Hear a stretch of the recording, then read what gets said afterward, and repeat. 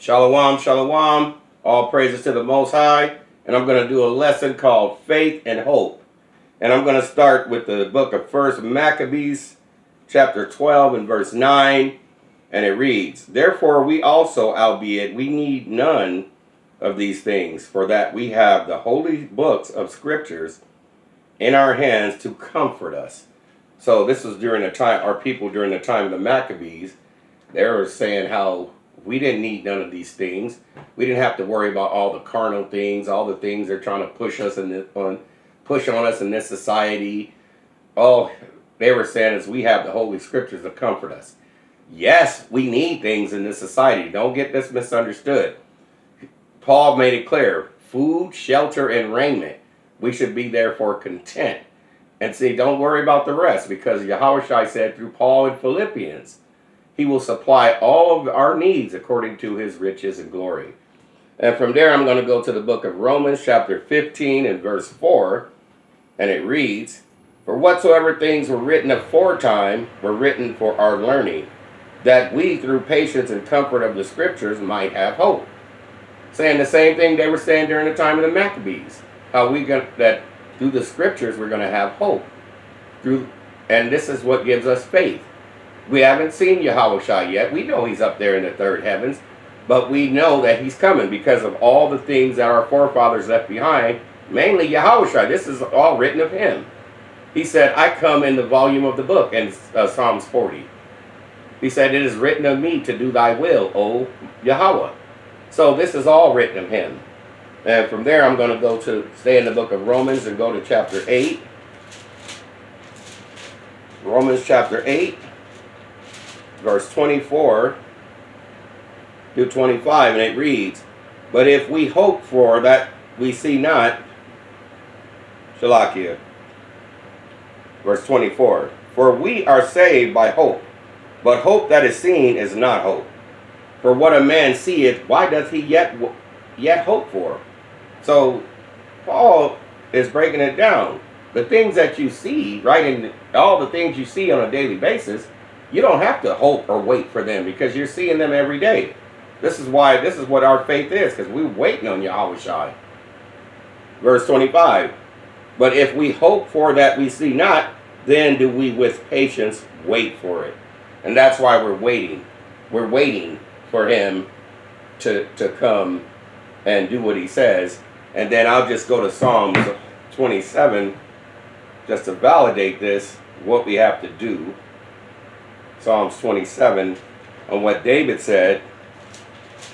Psalms 27 verse 14, and it says, "Wait on the Lord, be of good courage, and he shall strengthen thine heart. Wait, I say, on the Lord." David said it twice. He made it clear. He said, "Wait on the Lord and be of good courage, and he shall strengthen thine heart." Wait, I say, on the Lord. So we have to be patient and wait for the Lord to do what he says he's going to do in this Bible. And from there, I'm going to go to 2 Corinthians 5, verse 7. 2 Corinthians chapter 5 and verse 7, and it reads, "For we walk by faith and not by sight." So this is our thing. Our thing is faith and hope. We're walking by faith and not by sight. See, we're walking spiritually. Most people in this society, they're walking carnally because they're just going on everything they see. Everything they see, they want it. They want the cars, they want the jewelry, they want everything, the women, everything that's in front of them. They see that stuff and they want it. But we're walking by faith and not by sight. We're walking in the Spirit. That's why Paul said in Galatians, if you walk in the Spirit, you will not fulfill the lust of the flesh. For the flesh lusteth against the Spirit, and the Spirit against the flesh, and these are contrary the one to the other. So you cannot do the things that you would. So if you're walking in the Spirit, you're not going to want to do these things that the world is doing, because you're being a spiritual man or woman. And from there, I'm going to go to the book of Hebrews. In Hebrews, which we believe it's written by Paul, it states, this is about faith. "Now faith is the substance of things hoped for, the evidence of things not seen. So faith is about hoping for something and waiting on it, even though we don't see it. We haven't seen Yahushua come yet. But the scriptures tells us that he has appointed a day when he is going to, that the Most High, Yahweh has appointed a day, Acts 17, in which Yahushua is going to come and judge the earth in righteousness. So that's our faith and our hope for him to come and get us out of all these out of this captivity. This is number 7. So we're waiting on him to get us out of this captivity. Verse 2, for by it the elders obtained a good report. This was the good report. This is what Isaiah the prophet was saying. Who would have believed our report? The report was all through the scriptures. But a lot of people just don't believe the report that Yahushua left through the prophets and himself. And from there, I'm going to go to the book of John. The book of John. And chapter 9. And verse 39 through 49. Verse 39 through 41. And it reads, and Yahushua said, for judgment I am come into this world, that they which see not might see, and that they which see might be made blind.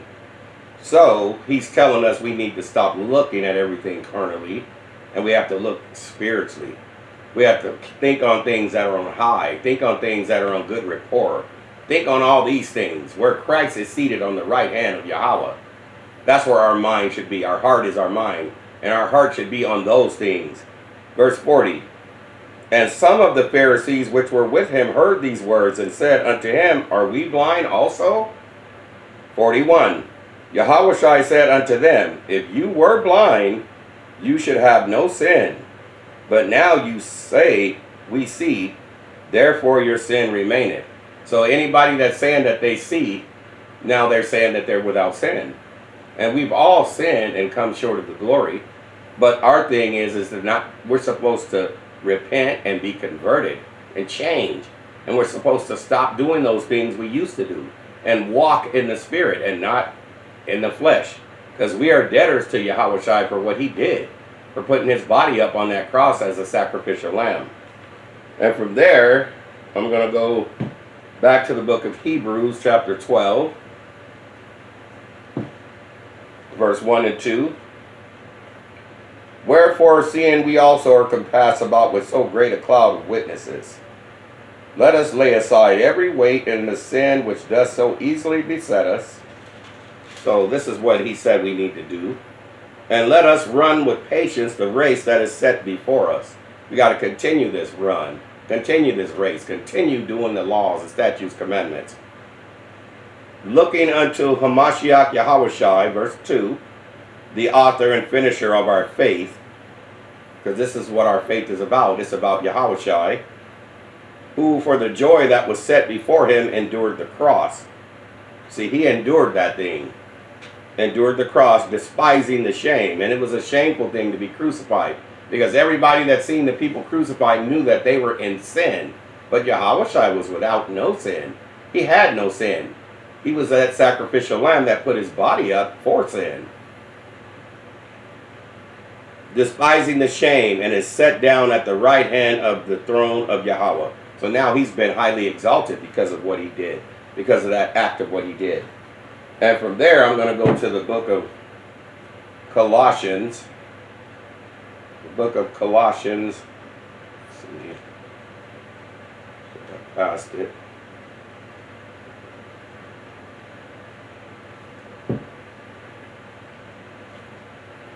Book of Colossians. Just bear with me. This is my big study Bible.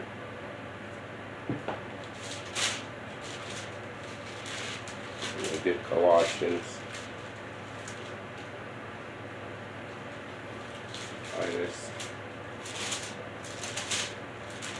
Ask it again. Oh, here we go. Colossians. Colossians 3, 1 through 7. Let's see, Colossians 3. And I'm going to read verse 1 through 7. And it reads, if ye then be risen with Christ, Seek those things which are above, where Christ sitteth on the right hand of Yahweh. Set your affection on things above, not on things on the earth. For ye are dead, and your life is hid with Christ in Yahweh. So we got to keep our mind on the things that are above, where Christ is seated on the right hand of Yahweh. Verse 4, when Christ, who is our life, shall appear, then shall ye also appear with him in glory. So the ones that continue running this race with endurance, this is what you're going to get. You're going to get the inheritance that he promised to those who love him.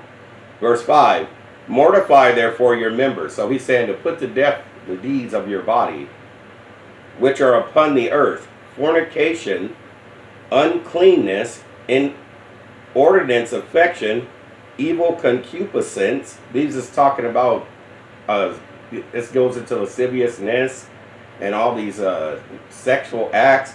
You got to keep your mind off of all these lustful thoughts and covetousness, wanting things that other people have. You got to stop doing that, which is idolatry. Verse 6, for which things sake the wrath of Yahweh cometh on the children of disobedience. So everybody that do all these things, fornication, evil concupiscence, covetousness, idolatry, wanting jewelry, putting anything above God, that becomes your idol. Women could be an idol. Jewelry, cars, rims, boats, anything that you put above them, that's idolatry. Verse 7, in the which you also walked sometimes when you lived in them. So he said in 2 Corinthians, if a man be in Yahushua, old things are passed away. Behold, all things become new. So you have to walk in the newness of life. You have to stop doing those things that you used to do. And from there, I'm going to go just a couple more verses from 8 to 10. But now you also put off all things: anger, wrath, don't be angry, malice. If you do get angry, he said, sin not. Sometimes you may get irritated at things, but just, there's always a precept to help you. But sin not. Wrath, malice, hate, just strong hate towards your brothers, blasphemy, lying, filthy communication out of your mouth. He said to let every word that comes out be edifying and uplifting, so that it may minister grace to the hearers. This is what he said in Ephesians. And 9, lie not one to another, seeing that you have put off the old man with his deeds. So we always have to speak the truth, like Zechariah said. In Zechariah 8, verse 16, he said, these are the things that ye shall do. Speak ye every man the truth to his neighbor, and execute the judgment of truth and peace in his gates. That's Zechariah 8, verse 16, I just threw in there. You can look it up if you like. Verse 10, and have put on the new man, which is renewed in knowledge after the image of him that created him. So you have to be walking in the newness of life. And from there, I'm going to go to Psalms 26. And I'm going to close out with Psalms 26, verse 1 through 12. And that reads, judge me, O Lord, for I have walked in mine integrity. I have trusted also in the Lord, therefore I shall not slide. So this was David. And verse 2, he said, examine me, O Lord, and prove me. Try my reins and my heart. So he's saying, go and look into my mind. See if there's anything that I need fixing. Verse 3, for thy loving kindness is before mine eyes, and I have walked in thy truth. Verse 4, I have not sat with vain persons, neither will I go in with dissemblers. He says he's not going to go in with liars, people that like to always use deceit. Verse 5, I have hated the congregation of evildoers, and will not sit with the wicked. So he said he's not going to, he doesn't want to hang around those that are in the mischief and in the mud and the mire. He's not going to sit with the evildoers. Verse 6, I will wash my hands in innocency, so will I compass thine altar, O Lord. Because we want to be clean when the Lord comes. We want to be, he's coming back for a church without a spot or wrinkle or blemish. So that's how we want to be on his return.